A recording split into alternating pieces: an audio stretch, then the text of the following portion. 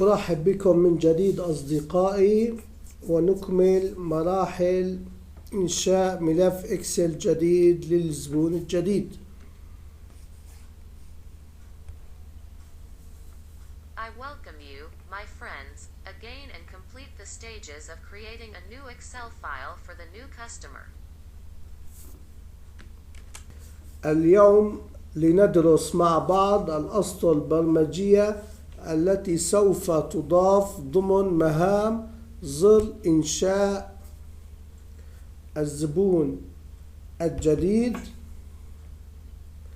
وحفظ لكي نقوم بحفظ اسم الزبون ورقمه وفتح ملف إكسل جديد وحفظ هذا الملف باسم يتوافق مع الرقم الذي تم اختياره.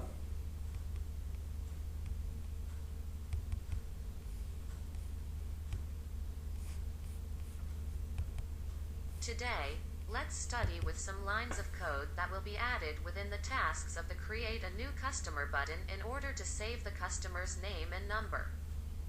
Open a new Excel file and save this file with a name that matches the number that was chosen.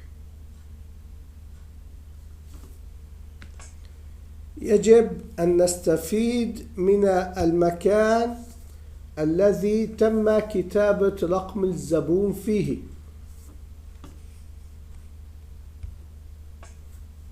We must take advantage of the place where the customer number was written. في هذه الحالة عندما يسجل الماكرو الجديد يجب أن يكون التحديد موجود لرقم الزبون.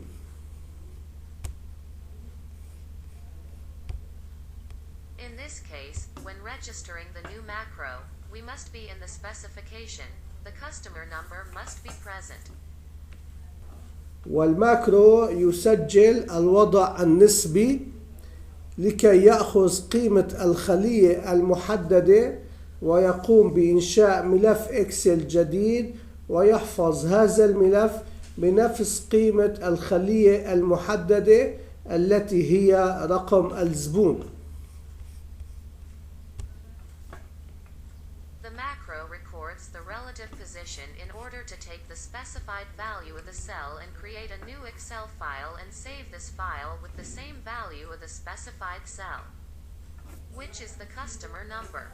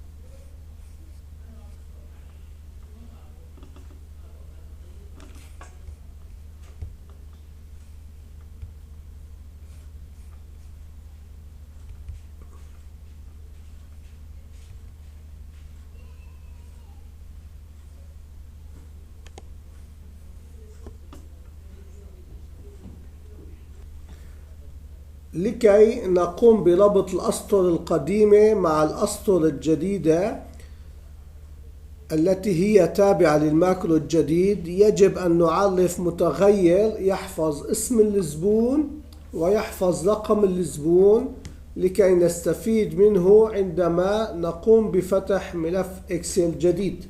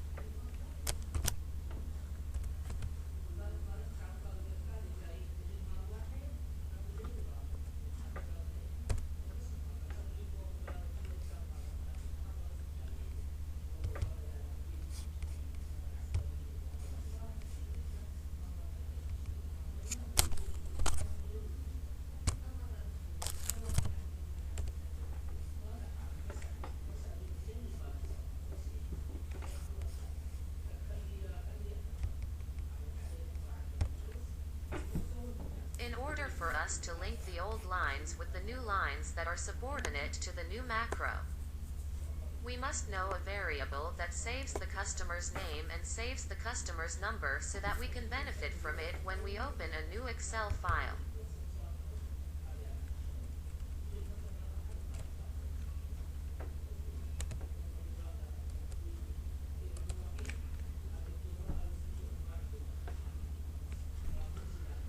وتم تعديل الامتداد الخاص بحفظ ملف الإكسل الجديد لكي يأخذ القيمة الموجودة في المتغير جيم.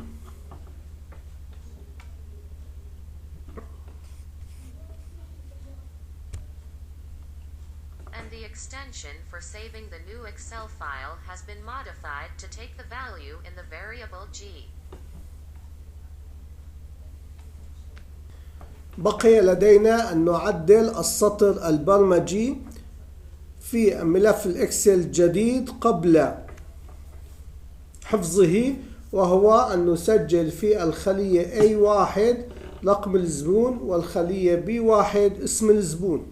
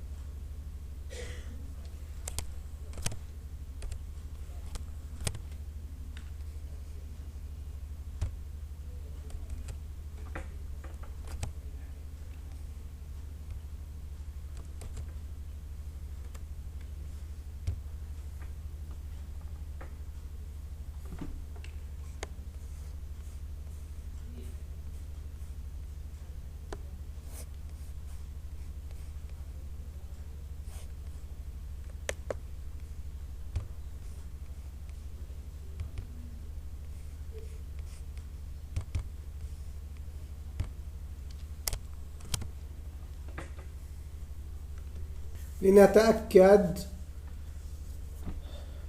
مع بعض أن عملية النسخ واللصق كانت في المكان المناسب الذي فيه التسجيل القديم محدد خلية رقم الزبون، ونحن الآن استفدنا من الخلية المحددة وأعطيناها قيمة المتغير جيم، واستفدنا من الأداة تكست بوك 10 وأعطيناها قيمة جيم 1. وتم إضافة ملف إكسل جديد وتسجيل اسم الزبون ورقمه في الخلايا، ثم تم حفظ الملف بنفس الرقم.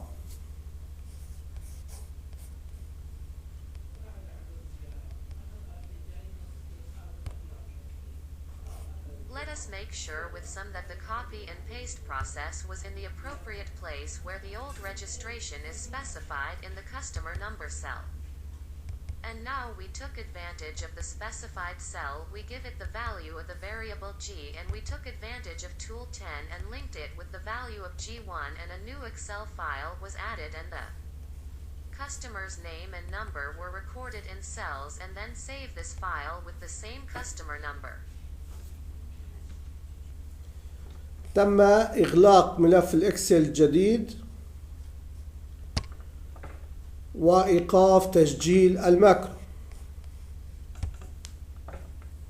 The new Excel file has been closed and macro recording has been stopped.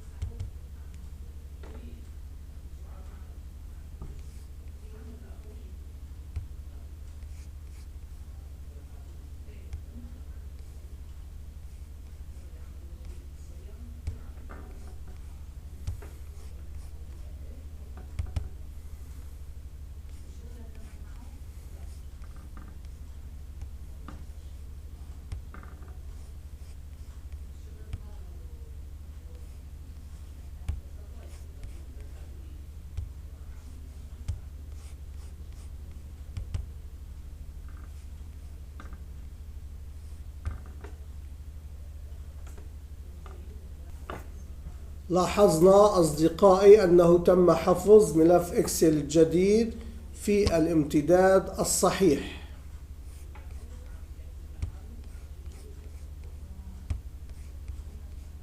My friends noticed that the new Excel file was saved in the correct extension.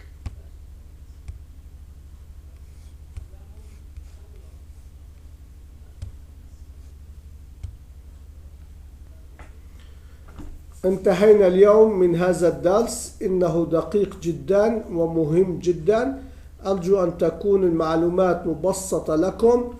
إلى اللقاء غدا. We finished today with this lesson. It is very accurate and very important. I hope that the information will be simplified for you.